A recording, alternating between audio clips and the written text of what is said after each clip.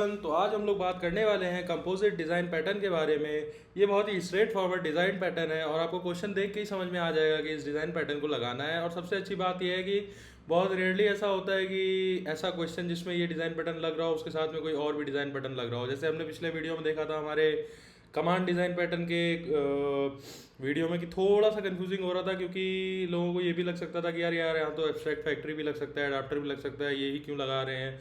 तो जैसा कि मैंने आपको क्लियरली एक्सप्लेन भी किया था कि क्वेश्चन के टेक्स्ट पे ज़रूर ध्यान देना कि मेन रिक्वायरमेंट क्या है, उस मेन रिक्वायरमेंट के लिए जो पैटर्न लगता है उसको लगाना, और टाइम बचे तो बाद में आप दूसरे पैटर्न्स के बारे में डिस्कस कर सकते हो। तो चलिए शुरू करते हैं, कंपोजिट डिज़ाइन पैटर्न के बारे में बात करते हैं।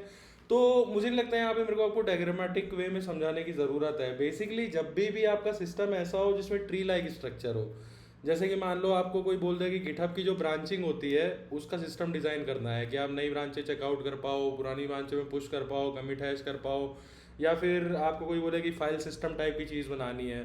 तो आप देख सकते हैं कि इन दोनों ही में क्या होता है। अगर आप फाइल सिस्टम का फॉर एग्जांपल लें तो एक रूट में फोल्डर होता है जिसके अंदर खूब सारे फोल्डर होते हैं और कुछ कुछ फाइल होती हैं, और उन सब फोल्डर्स के अंदर फर्दर कुछ कुछ सब फोल्डर्स होते हैं, उनमें भी कुछ कुछ फाइलें होती हैं, कुछ कुछ फोल्डर होते हैं, है ना। तो एक ट्री स्ट्रक्चर बन रहा है ना यहाँ पे। अब यहाँ पे जो फाइलें हैं उनको तो लीफ नोड माना जाता है, क्योंकि फाइलों के फर्दर कोई चाइल्ड नहीं होते, फाइल के अंदर कोई फाइल या फोल्डर नहीं हो सकता, बट फोल्डर के अंदर फर्दर फोल्डर और फाइल हो सकते हैं, ठीक है। तो इस तरह का अगर आपको सिस्टम डिज़ाइन करने को दिया जाएगा तो forget about any design pattern, directly आप कैसे इंप्लीमेंट करोगे। मैं एक बार आपको डायरेक्टली कोड का ही वॉक थ्रू दे देता हूँ कि कोई भी नॉर्मली कैसे इसको करेगा। तो बहुत सिंपल है यार। सबसे पहले आप सोचोगे कि फाइल की क्लास बनाते हैं, और फाइल सिस्टम में क्या होता है यार, एक डिलीट करने का फंक्शन होगा, एक प्रिंट करने का फंक्शन होगा जो उसका नेम प्रिंट कर देगा, और एक रीनेम करने का फंक्शन होगा। सिमिलरली फोल्डर में भी यही फंक्शनलिटीज़ होती हैं। तो हमने एक फोल्डर की भी क्लास बना ली। फोल्डर की क्लास में आप देख सकते हैं यहाँ पे फोल्डर की क्लास प्रिंट मेथड है जो नाम प्रिंट कर देता है, और चलो प्रिंट बाद में देखेंगे। पहले तो एक फंक्शन होता है हमारा डिलीट, सिमिलर टू क्लास का फंक्शन। इसका इम्प्लीमेंटेशन अभी मत देखो, मैं समझाऊंगा, बट मैं आपको बता रहा हूँ कि दोनों ही क्लास में ये तीन फंक्शन जरूर होते हैं, डिलीट का, रीनेम का और प्रिंट का, ठीक है। तो फाइल में तो आपको पता है फाइल का कोई चाइल्ड नहीं होता, तो सीधा सीधा यार प्रिंट कराना है तो फाइल का ही नाम प्रिंट कराओगे, डिलीट कराना है उस फाइल को डिलीट करा दोगे, रीनेम कराना है उस फाइल को रीनेम करा दोगे। बट फोल्डर के बारे में अगर हम लोग बात करें तो आप इन दोनों को मैं अभी बाद में एक्सप्लेन करूंगा, पहले इसके बारे में सोचते हैं, प्रिंट कराने के बारे में। तो यार ऑब्वियसली जो फोल्डर है उसके अंदर कई सारे सब फोल्डर्स भी हो सकते हैं, है ना, और उसके अंदर खूब सारी फाइल्स भी हो सकती हैं। तो आपको दो लिस्ट हर फोल्डर क्लास के अंदर आपको रखनी पड़ेंगी। एक होगी जो आपको लिस्ट ऑफ फाइल्स देगी, ये बताएगी कि करंट फोल्डर के इमीडिएट फाइल्स कौन सी हैं और उस करंट फोल्डर के सब फोल्डर्स कौन कौन से हैं, ठीक है। और इन दोनों को आप प्रिंट कराओगे जब भी प्रिंट फंक्शन कॉल होगा, यहाँ पे आप देख सकते होगे, ठीक है। तो पहले फोल्डर्स को प्रिंट करा रहे हैं, फिर हम लोग फाइल को प्रिंट करा रहे हैं। अब ये जो है वो रिकर्सिवली कॉल होगा, कैसे, यहाँ पे थोड़ा सा एक्सपेरी ड्रॉ आपको समझा देता हूँ।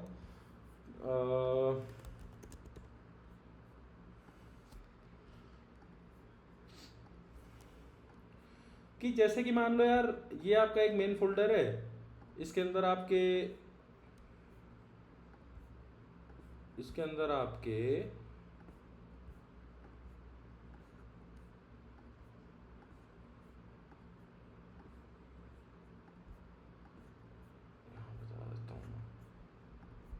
हाँ, तो इसके अंदर आपके मान लो ये डिनोट कर रहा है फोल्डर, ये है आपका फोल्डर, और ये भी है आपका फोल्डर, और बीच में कहीं फाइल आ गई, एक और फाइल आ गई, फिर से आ गए कुछ कुछ फोल्डर, फिर से आ गई कुछ फाइल। अब ये कोई भी पर्टिकुलर फोल्डर उठा लेते हैं, उसके अंदर फर्दर बहुत सारे ही क्या होंगे, सब फोल्डर्स होंगे। तो जो प्रिंट फंक्शन आप देखोगे ना वो रिकर्सिवली क्या करता है, सपोज करो इस वाली जो फोल्डर है ना, इसका हमने निकाला होगा प्रिंट फंक्शन। तो ये क्या करेगा, हमने आपको बताया था कि जो फोल्डर की क्लास है उसके अंदर दो आपको लिस्ट बना के रखनी होती है। पहली लिस्ट जो इसके नेक्स्ट लेवल के फोल्डर्स की लिस्ट होती है, मतलब ये वाला फोल्डर होगा उस लिस्ट में, ये वाला होगा, ये वाला होगा, ये वाला होगा, और एक और एरे होगा फाइल्स का। तो उसमें ये वाली फाइल्स होंगी, ये वाली फाइल होगी, और ये वाली फाइल होगी। तो जो प्रिंट फंक्शन होगा ना, पहले आप लूप चलाओगे फोल्डर्स पे, तो पहले ये वाला फोल्डर वो देखेगा और इस फोल्डर का जो प्रिंट फंक्शन है वो कॉल कर देगा। अब देखो जब इस फोल्डर का प्रिंट फंक्शन कॉल हुआ था तो उसके बाद दो लिस्टें थी, दोनों को हमने फॉर लूप लगाया था। सिमिलरली इस फोल्डर का जब प्रिंट फंक्शन कॉल होगा तो इसके पास भी दो लिस्ट होंगी, एक इसके फोल्डर्स और एक इसकी फाइल। तो पहले फोल्डर वाली लिस्ट कॉल होगी और ऐसे करके हम रिकर्सिवली नीचे नीचे जाते जाएंगे, प्रिंट कराते जाएंगे फोल्डरों के नाम, है ना। और बाद में फाइल वाला लूप लगेगा यहाँ पे, तो फाइलों के नाम प्रिंट हो जाएंगे। ठीक है, फाइलों के नाम में रिकर्सिव नहीं लगाएंगे हम लोग, रिकर्सिव होगा ही नहीं क्योंकि फाइलों का तो कोई चाइल्ड होता नहीं है। सेम लॉजिक आपका डिलीट में भी लगता है कि रिकर्सिवली डिलीट होंगे फोल्डर्स, बल्कि रिकर्सिव कराने की जगह आप पूरा अगर फोल्डर डिलीट करा दोगे तो उसके नीचे कंटेंट भी डिलीट हो ही जाएंगे क्योंकि ट्री स्ट्रक्चर से वो रिमूव हो जाएगा, है ना। क्या बोलना चाह रहा हूँ मैं कि सपोज यहाँ पे हो, आपने डिलीट फंक्शन कॉल किया, आपके पास दो लिस्ट है, एक फोल्डर की एक फाइल की, और पहला वाला फोल्डर लिया, इसको डिलीट कर दिया, तो ऑब्वियसली उसके नीचे जाने की जरूरत नहीं है क्योंकि यही अगर लूप से बाहर हो गया तो आप नीचे वाली चीज़ एक्सेस नहीं कर पा रहे हो, नहीं एक्सेस कर पा रहे हो, इसका मतलब डिलीटेड है। एक्चुअली में डिलीटेड नहीं है, मेमोरी में है, कायदे से देखा जाए तो हमें डिलीट करना चाहिए, बट आपका फोकस इन सब चीज़ों में लो लेवल डिज़ाइन में नहीं होना चाहिए, आपका मेन इंप्लीमेंटेशन पे होना चाहिए। तो फंक्शनलिटी है कि इसको अगर आप लिस्ट से उड़ा दोगे तो ऑब्वियसली नीचे की विजिबल नहीं होंगे, नीचे की विजिबल नहीं होंगे तो इसका मतलब डिलीटेड है ना। तो ये दो क्लासेस मैंने आपको समझा दी। रीनेम फंक्शन सेम होगा, फोल्डर का नाम रीनेम कर देगा। अब देखो समस्याएं कहाँ पे आती हैं। क्लाइंट कोड कैसा दिखेगा आपको, पहले एक फाइल आप बना दिए, मान लो दो फाइल बना दिए, मान लो एक फोल्डर भी बना दिए, ये तीन फोल्डर बनाए आपने, दो फाइल बनाई, ठीक है। सॉरी एक मिस्टेक हो गई, हाँ दो फाइलें आपने बनाई, एक फोल्डर बनाया। अब आते हैं, देखो मैंने क्या बताया था, फाइल के अंदर कभी कोई फाइल और फोल्डर नहीं होती, फोल्डर के अंदर फाइल या फोल्डर हो सकते हैं, है ना। तो इसीलिए फोल्डर के अंदर हमने एक ऐड फाइल फंक्शन अलग से बनाया है, एक ऐड फोल्डर फंक्शन अलग से बनाया है, ठीक है। तो फोल्डर ऐड हो जाएगा यहाँ पे, ऐड करने का मतलब बेसिकली इस लिस्ट में ऐड हो जाएगा, फाइल यहाँ पे ऐड हो जाएंगी, ठीक है। तो इससे क्लाइंट कोड में आप देख रहे हो, आपने ये फोल्डर बनाया, ऊपर दो फाइलें बनाई थी, इस फोल्डर के अंदर आपने दोनों फाइलें ऐड कर दी, ठीक है। और एक रूट फोल्डर बनाया, उस रूट फोल्डर के अंदर सीधा ये फोल्डर ऐड कर दिया। तो आपका स्ट्रक्चर कैसा बना, स्ट्रक्चर आपका बना, ये हो गया आपका रूट, ठीक है। रूट के अंदर आपका चला गया फोल्डर 1, ठीक है।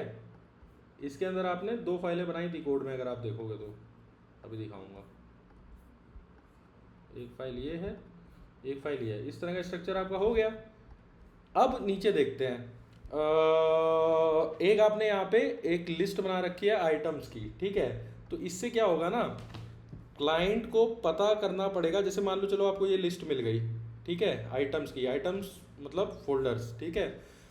फोल्डर भी हो सकते हैं, फाइल भी हो सकते हैं, आइटम्स की एक लिस्ट मिल गई, देखो list object items equal to list dot of F1, ठीक है। F1 क्या है, ये है, ठीक है। तो F1 कॉमा फोल्डर, ठीक है।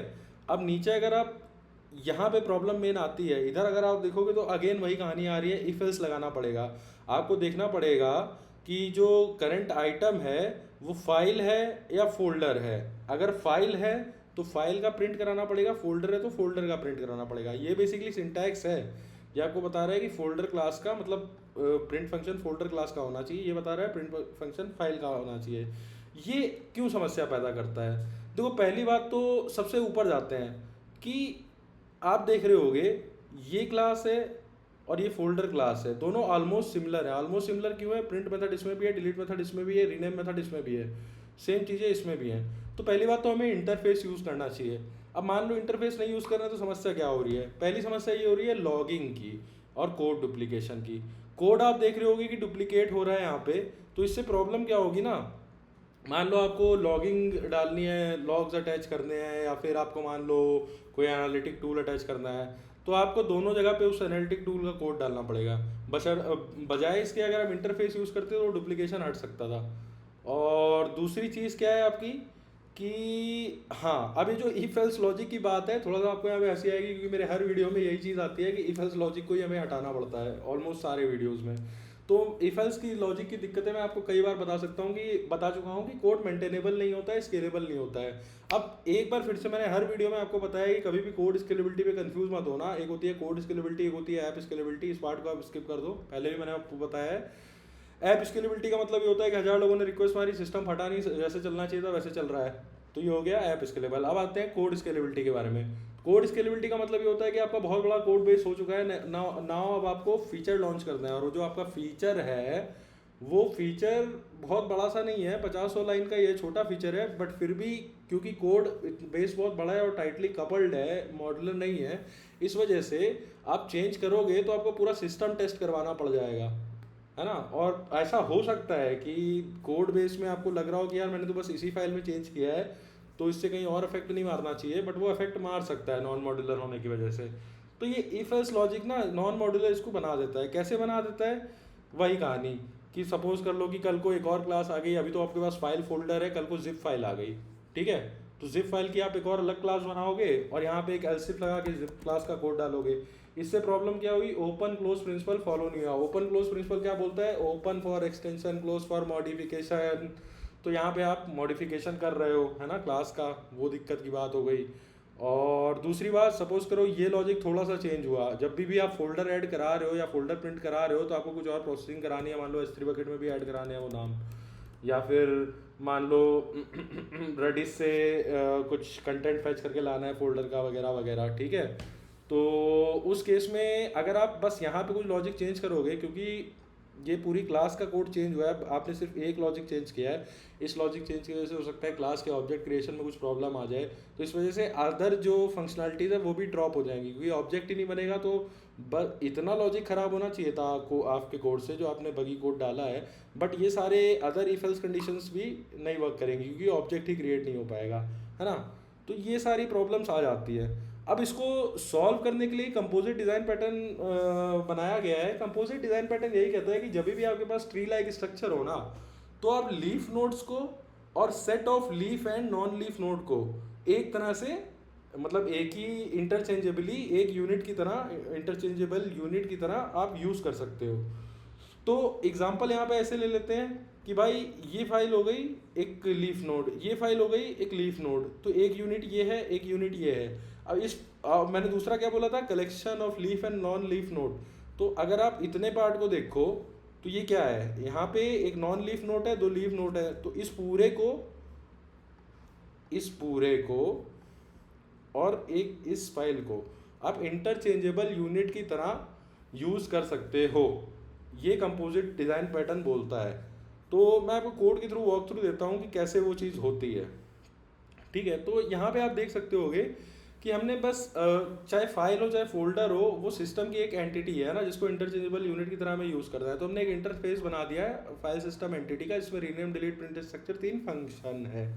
उसके बाद एक कंक्रीट क्लास बनाई फाइल की जो इम्प्लीमेंट कर रही है इस इंटरफेस को। अब इम्प्लीमेंटेशन का लॉजिक क्या होता है कि जो जो इंटरफेस के अंदर फंक्शन होते हैं उनको ओवरराइड कराना जरूरी होता है, तो यहाँ पे हमने तीनों को ओवरराइड कराया हुआ है, ठीक है। उसके बाद हम आते हैं फोल्डर क्लास पे। अब फोल्डर क्लास पे आपने ऊपर कोड देखा था, जब हमने कंपोजिट डिज़ाइन पैटर्न नहीं यूज़ किया था तो हम लोग क्या कर रहे थे? हम लोग दो एरे यूज़ कर रहे थे, एक फोल्डर के अंदर की फाइल्स बताता था, एक फोल्डर के अंदर के सब फोल्डर्स बताता था।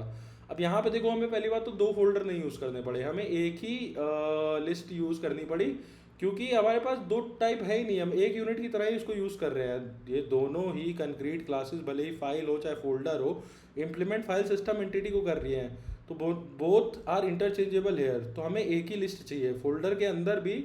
इसमें जो लिस्ट है उसके कुछ आइटम्स इंडिविजुअल फाइल्स होंगे, कुछ कुछ फोल्डर्स होंगे जिनके अंदर सब फोल्डर्स होंगे वगैरह वगैरह, ठीक है। दूसरी चीज़ क्या बताई थी कि यहाँ पे भी हम लोग तीनों फंक्शन को ओवरराइड कर रहे हैं जो इंटरफेस का पार्ट है। इसके लॉजिक पे अभी मैं आऊँगा, उसके पहले आपको दूसरी चीज़ बता देता हूँ। अब ऑब्वियसली भाई आपके पास पहले क्या था, जब फोल्डर क्लास थी उसके अंदर आप फाइल भी ऐड कर सकते थे, फोल्डर भी ऐड कर सकते थे। तो आपने दो फंक्शन बनाए थे, कोड में पीछे जाके आपने देखना, मैंने ऊपर वॉक थ्रू दिया हुआ है कि फोल्डर क्लास के अंदर हमने दो फंक्शन बनाए थे, ऐड फाइल, ऐड फोल्डर। अब क्योंकि फाइल और फोल्डर एक एंटिटी है तो हमें दो बनाने की ज़रूरत नहीं है, हम लोग एक ही ऐड फंक्शन बनाया है जो फाइल सिस्टम एंटिटी का ऑब्जेक्ट लेगा और इसके चिल्ड्रन में ऐड कर दिया। चिल्ड्रन बोले तो list of entities inside folder, ठीक है। अब आते हैं इम्प्लीमेंटेशन पे उन तीनों फंक्शन के जो इंटरफेस का पार्ट थे। तो पहला तो रीनेम फंक्शन डायरेक्टली होता है यार, फोल्डर का नाम सीधा रीनेम हो जाएगा। दूसरा है डिलीट फंक्शन। डिलीट फंक्शन में हम लोग क्या करते हैं, जो आपके चिल्ड्रन है ना, एक एक करके सबको लूप करते हैं, डिलीट मार देते हैं, ठीक है। और प्रिंट स्ट्रक्चर में भी सेम कहानी होती है, लूप चलाते हैं, एक एक करके प्रिंट मार देते हैं। अभी जो प्रिंट फंक्शन है ना, ये रिकर्सिवली कॉल होता है, डिलीट फंक्शन रिकर्सिवली कॉल नहीं होता, ठीक है। तो प्रिंट फंक्शन में क्या होता है कि यार एक फोल्डर आपने उठाया, उसमें जो चिल्ड्रन थे, जैसे कि एक फोल्डर है उसमें 10 अंदर सब फोल्डर है और 2 फाइलें हैं, तो टोटल 12 की लिस्ट बनी, उन 12 पे लूप चलेगा। और मान लो उसमें को पहला फोल्डर आया जिसको हम लोग प्रिंट स्ट्रक्चर कॉल कर रहे हैं, तो अब उस फोल्डर के अंदर का प्रिंट स्ट्रक्चर कॉल होगा, तो उस फोल्डर का नाम प्रिंट होने के पहले जो उस फोल्डर के अंदर के सब फोल्डर और फाइल्स होंगे उनके लिए फिर से लूप चलेगा। देख रहे हो, रिकर्सिवली कॉल होगा। जैसे आपने यहाँ से स्टार्ट किया, प्रिंट स्ट्रक्चर फंक्शन कॉल किया, तो इसके पास तो एक ही फोल्डर है, तो पहले वो इस फोल्डर पे जाएगा, इस फोल्डर का नाम प्रिंट कराने के पहले वो इसके चाइल्ड पे फिर से फॉर लूप चलाएगा। इसके चाइल्ड पे 2 फाइलें हैं, तो पहले ये फाइल उठाएगा, ये फाइल उठाएगा, इस फाइल को उठाएगा, तो इसका नाम प्रिंट कराने के पहले इसके चाइल्ड जोड़ेगा। इसके चाइल्ड में तो कुछ भी नहीं है, तो बस खत्म वहाँ पे फंक्शन। इस फाइल का नाम प्रिंट होगा, फिर वो रिटर्न करेगा, फिर वो यहाँ पे आएगा, यहाँ पे इसके भी कोई चाइल्ड नहीं है तो इसका नाम प्रिंट कराएगा, वापस आएगा, यहाँ पे जब दोनों इसके चाइल्ड एग्जीक्यूट हो गए, लूप खत्म हो गया, फिर इसका नाम प्रिंट करेगा, फिर ऊपर जाएगा, ऐसे करके प्रोसेसिंग होती जाएगी। अब इससे फ़ायदा क्या होगा यार, क्लाइंट कोड में आप देख सकते होगे, पहली बात तो जो इफ एल्स लॉजिक था हमारा, जहाँ पे हम लोग क्लाइंट कोड में देख रहे थे कि यार ये फाइल का ऑब्जेक्ट है या फोल्डर का ऑब्जेक्ट है, वो कोड आपका पूरा हट गया है, क्योंकि यहाँ पे सब एक ही यूनिट है। तो आप देख रहे होगे कि हमने कुछ कुछ फाइलें बनाई, कुछ कुछ फोल्डर बनाए, और उन फोल्डर के अंदर स्ट्रक्चर किया, मतलब ऐड वैड करा के, और कोई इफ एल्स लॉजिक नहीं है, यहाँ पे सीधा प्रिंट स्ट्रक्चर कॉल किया। ठीक है, तो क्लाइंट को ये नहीं पता लगेगा कि इंटरनली हम एंटिटी को क्या नाम दे रहे हैं, मतलब हम फाइल को क्या इंटरफेस दे रहे हैं, फोल्डर को क्या इंटरफेस दे रहे हैं, उनका इंस्टेंस टाइप क्या कर रहे हैं, ये सब क्लाइंट को कुछ पता नहीं होगा। और ये कोड कितना प्यारा है, कल को अगर कोई नई जिप फाइल क्लास आ गई तो आपको यहाँ पे ओपन क्लोज प्रिंसिपल ब्रेक नहीं करना पड़ेगा। यहाँ पे आपको कोई इफ एल्स लॉजिक नहीं है, इसलिए आप सिंपली क्या करोगे, सिंपली ऊपर जाओगे, एक नई क्लास बना दोगे। ठीक है, एक नई क्लास बना दोगे जिप फाइल के लिए, जैसे एक फाइल के लिए बनी है, एक फोल्डर के लिए बनी है, वैसे ही जिप फाइल के लिए बना दोगे। इसी की जगह मान लो और कोई स्पेशल टाइप को मार्कडाउन फाइल आ गई तो उसके लिए नई क्लासेस बना दोगे। तो आपको ये जो क्लाइंट कोड है ना, इसको कहीं भी छेड़ना नहीं पड़ेगा। ठीक है, और कोड पूरा ड्राइव होता है क्लाइंट कोड से, तो सबसे ज़्यादा प्रॉब्लम मेंटेनेबिलिटी में तभी आती है जब क्लाइंट कोड में बार बार हाथ पड़ा हो, है ना। अब भाई एक कोड बेस, जैसे आपने ऐसी कंपनियों में बहुत देखा होगा जहाँ हर 3-3 महीने में नए डेवलपर आते हैं, काम करके चले जाते हैं, तो एक कोड बेस पे 100 लोग हाथ मार देते हैं ना, तो बेकार हो जाता है कोड बेस। ठीक है, तो यहाँ पे यही मेन फ़ायदा है कि क्लाइंट कोड को हमें छेड़छाड़ नहीं करनी पड़ी। पूरी लो लेवल डिज़ाइन का यही लॉजिक ही है कि कोड को मेंटेनेबल और स्केलेबल बनाना है। Code scalable, not app scalable, code scalable and maintainable. Testing आसान हो जाती है इससे, क्योंकि इंडिविजुअल यूनिट्स मॉड्यूलर है, तो एक ही जगह अगर प्रॉब्लम आएगी, अगर आपने कोई बगी कोड गलती से डाल भी दिया टेस्ट करते वक्त, उसी मॉड्यूल को वो ख़राब करेगा, बाकी चीज़ों को ख़राब नहीं करेगा। पूरी लो लेवल डिज़ाइन इसी का पार्ट है ना। तो बस यही था हमारा वीडियो। कमेंट में ज़रूर बताइएगा कि आपको ये एक्सप्लेनेशन कैसा लगा, कोई चीज़ अगर प्रॉब्लमेटिक लगी या आपको कोई फीडबैक्स हैं तो भी बताइएगा मुझे। और मेरी प्लेलिस्ट आपको डिस्क्रिप्शन में मिल जाएगी। तो आज की वीडियो को यहीं ख़त्म करते हैं। बहुत बहुत धन्यवाद आप सभी का।